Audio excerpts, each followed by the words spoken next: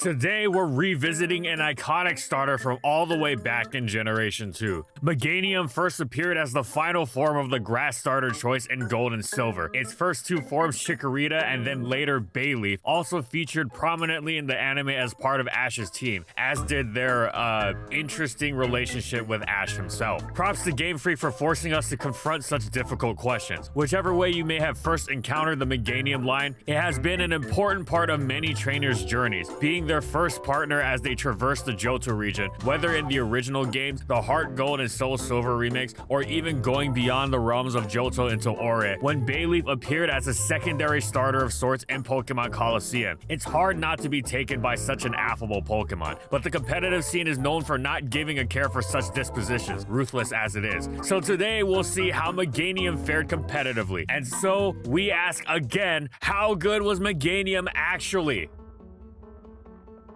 But before we start, this video is sponsored by Bloodlines Heroes of Lithis. Bloodlines is the next new mobile fantasy RPG that brings you top-tier 3D visuals to your mobile device. As with any great mobile RPG, yes, there are tons of champions to collect, but this game is called Bloodlines because you can marry those champions and create new hybrid champions for you to use in battle. In fact, there's over 4,000 hybrid combinations for you to add to your battle strategy. And this game is updated every 2 weeks with new champions and bloodlines to form even more hybrids. You can also earn unique hybrid champions by participating in the PvP of seasonal guild wars. The possibilities are endless. And as for the strategy, yes, there are the literal battles that happen in the main storyline, but there's also the kingdom and economy building aspect that you can customize in order to make your kingdom thrive. And if you want a sick mobile RPG and also support the channel to help us produce more content, you can scan the QR code or use the link in the description below to download Bloodlines Heroes of Lithis on iOS or Android devices. And if you use my link, you'll get a free starter pack worth $20, containing 1 summoning crystal, 100,000 gold, and 100 diamonds. But that's not all. The first 30 players who leave their in-game account ID and username in the comment section below will receive a free legendary succubus champion, the Luxuriant, one of the best mages to carry you in-game. And in this video, we'll be going over these competitive formats.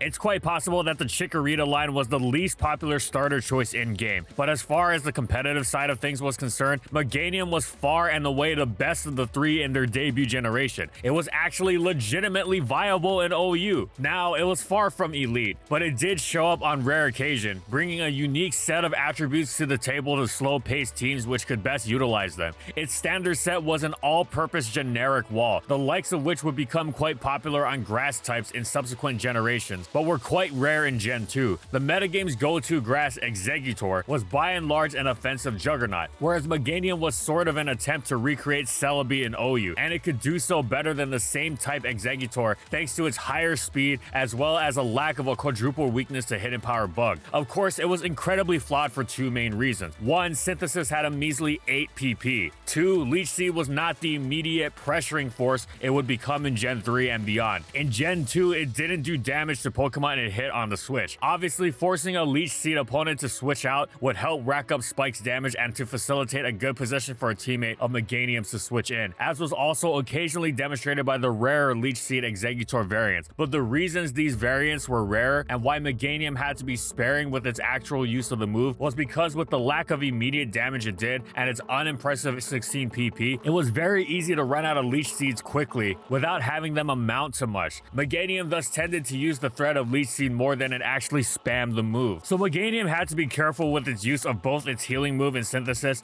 and its main quote-unquote threat, Leech Seed. How did it function? What else did it use? Well, it got around the Synthesis dilemma by being very careful with its health, taking little damage from the Pokemon it switched into, like Waters, Tyranitar, and Rhydon. It also absorbed Thunders from the legendary Electrics, but wouldn't stay in for the subsequent hidden power Ices, instead baiting them for its teammate Snorlax to switch in on the weaker hit. Furthermore, a good Meganium player would double switch it in for it to rack up leftovers recovery. This was possible because Meganium was always paired with Rapid Spin. Meganium synergized well with this, since opposing Cloyster would not want to come anywhere near it to try and relay spikes. But what moves did Meganium use when it was on the field and trying to preserve Leech or Synthesis? Well, its attacking move was Razor Leaf, whose low base power was compensated for by its high critical hit ratio and especially its huge number of power points. This was key in allowing Meganium to perform its most valuable defensive function, which was acting as one of the hardest counters to the terrifying growth Vaporeon. However, Razor Leaf was not exactly a move you spammed into healthy opposing teams. Here's where Meganium's most spammable utility, its choice of screen, came in. Whether it used Reflect or Light Screen, it went beyond its own use and wound up supporting its teammates. Most commonly, it used Light Screen to slow down opposing Zapdos and Raikou, as well as shut down even the rare Ice Beam Vaporeon, and this use, particularly against the legendary Electrics, especially Zapdos, extended to its teammates. It most efficiently facilitated Belly Drum Snorlax. Of course, this was an incredibly specific niche. Meganium was relegated solely to incredibly slow-paced teams, but that was particular for its ability to slow down the game, allowing its trainer to regain tempo and reposition themselves. Plus, as the battle progressed, Leech Seed became more and more effective and threatening, as opponents would be less healthy and less able to switch around it. Once it was able to actually use Leech, its healing made Meganium even tougher to break through for many teams, as it could no longer force it to use Synthesis as quickly, and that already not the easiest task to begin with. Meganium was often compared to Suicune in its defensive function. Obviously, Suicune was generally easier to fit on teams, but being a Suicune that could set up pivot into the Electrics, counter Vaporeon, and support its team with dual screens wasn't bad. And of course, it could even function as a quote-unquote late-game sweeper of sorts with Leech Seed. That's a great niche for Meganium to have, right? Oh, and it doesn't end there. Not only is it genuinely decent, but it's not even just a one-trick green dinosaur. Speaking of late-game sweeping, Meganium could really go for it with a Swords Dance set. Funnily enough, in Gen 2, Meganium got Swords Dance, yet Feraligatr didn't. We won't even try to explain that one. Anyway, Meganium's unimpressive attack and lack of a physical stab meant it wasn't exactly going to be immediately plowing through the opposition, but it wasn't trying to do that. It was using its superb bulk and access to a reliable recovery to repeatedly boost and beat the opponent down. While this variant of Meganium lacked the massive utility of a screen and Leech Seed, it still provided its team with support before it was ready to sweep with the paralysis it spread from Body Slam. This Meganium was also a great partner to Belly Drum Snorlax, as the two could combine to overwhelm Skarmory while making for a team that was slow-paced, yet packed huge potential to overwhelm the opponent with physical power if well-timed over the course of a longer game. In conclusion, Meganium's specificity made it a rare sight in GSC OU, but it was no gimmick, with its role being legitimate to the point of it seeing occasional use and success by high-level players in serious tournaments. Of course, it was nowhere near OU by usage, and hilariously, its Swords Dance set would bowl over UU, so it remained borderline. But all in all, Meganium had a successful debut generation, far and away the best of the Gen 2 starters.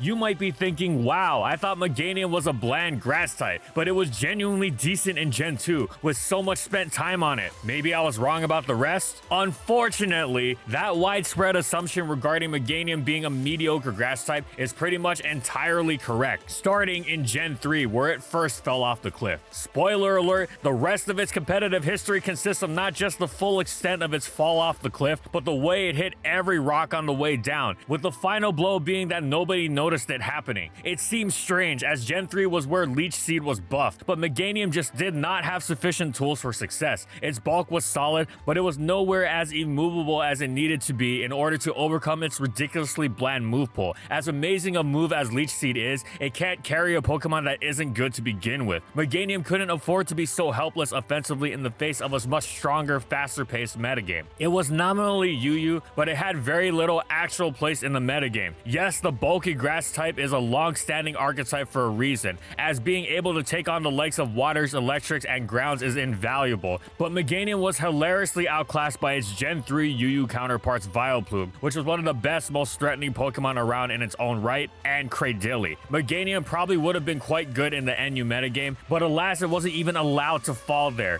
Meganium's Generation 3 was as unceremonious as it gets.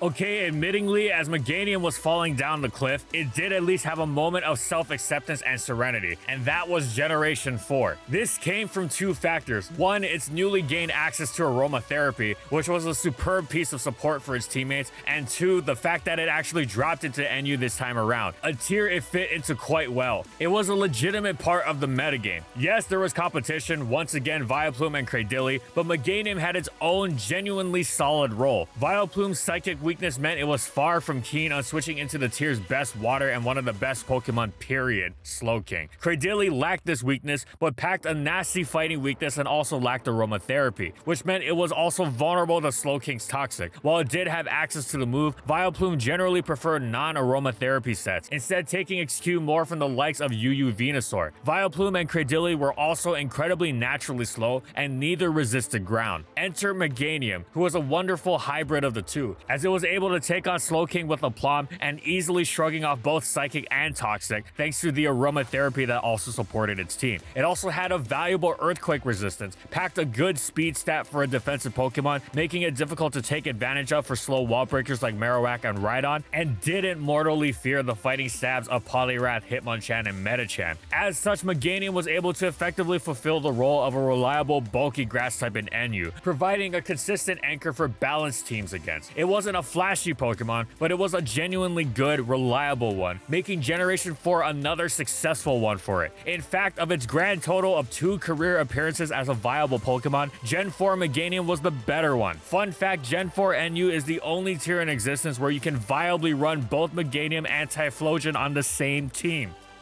And we're back to chronicling Meganium's fall down the side of the cliff. Now at that part where it was getting smacked by all the jagged rocks. It did receive a great new move, Dragon Tail, and Meganium having the ability to directly phase the opponent out was wonderful to begin with, and especially so because this was a phasing move that incurred a bit of chip damage and couldn't be blocked by the taunt that shut down most of Meganium's other moves. Sadly, this was not nearly strong enough a branch to break Meganium's fall. Generation 5 NU was incredibly power crept, and Meganium was simply not bulky enough to withstand this cornucopia of carnage wrought at every corner, especially with so many other superb grasses populating the tier, which matched up better against the metagame at large. Generation 5 introduced the Dream World, which bestowed hidden abilities upon Pokemon, giving new life to many that regarded it. What did Meganium receive in this regard? It surely could have done with something like Regenerator, which would have been incredibly fitting design-wise, but no, instead it got Leaf Guard, preventing it from being status in the sun. Yeah, that's useful, especially on a Pokemon which makes aromatherapy its business. You know what else had Leaf Guard in Gen 5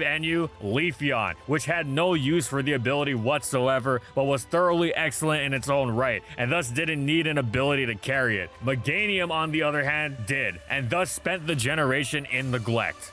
Now we come to Meganium's big crash into the ground. Gen 6 brought Megas another savior of those desperately in need of a boost. Of course, Meganium was not a recipient of one, and even the existence of a new lowest tier PU could not save it from being completely unviable anywhere, as even all the way down there it was outclassed by grass types with greater utility around every corner. As such, Meganium became an untiered Pokemon, meaning it was actively recommended to not be used if you wanted to be competitively successful. The extent of the attention Meganium got in Gen 6 was fans coming up with theoretical designs for a Mega Meganium, which would have been great, and of course you'd have the double Mega in its name. One day Meganium will team up with its similarly robbed partner, Yanmega, and we will bask in the glory of Mega Yanmega and Mega Meganium. But as of right now though, Meganium was a complete non-entity in Gen 6. And finally, the boulder that crashes into Meganium. Did Gen 7 see Meganium get some sort of cool signature Z move that would give it some sort of niche all the way down in PU? Nope. And if Meganium was hopelessly outclassed in Gen 6 PU, it was doubly, no, triply so in the Gen 7 iteration of the tier, which had received an explosion of power creep, while Meganium had received nothing. Seriously, Game Freak, not even a stat boost? Plenty of other Pokemon got them in this gen. Even if it wouldn't have made a huge difference, at least give it something. But no, that wasn't the case. So you might be wondering, what was the final blow? The part where nobody noticed Meganium's cruel fate? That would be the part where it was not in Generation 8 and is currently not in Generation 9 until December, and nobody noticed. And even if it had been added to either of these, nothing would have changed. You can toss in Typhlosion receiving a Hisuian form and Feraligatr constantly improving as the final cherry on the cake of cosmic cruelty that is Meganium's competitive career.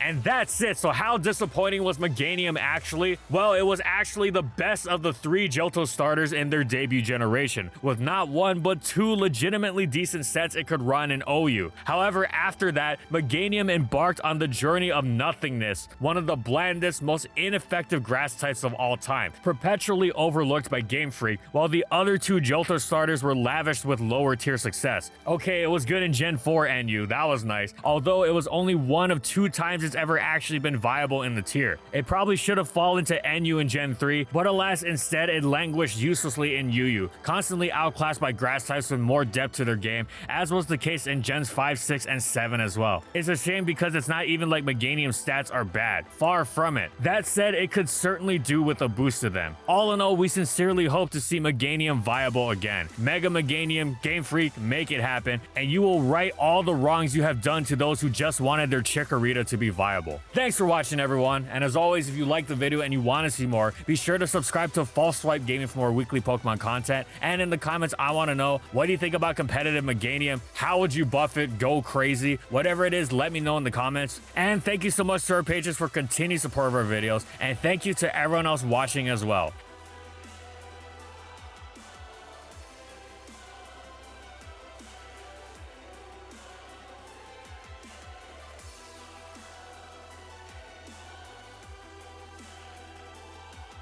And follow my crew on these social media platforms. And that's all I got. See you next time, everyone.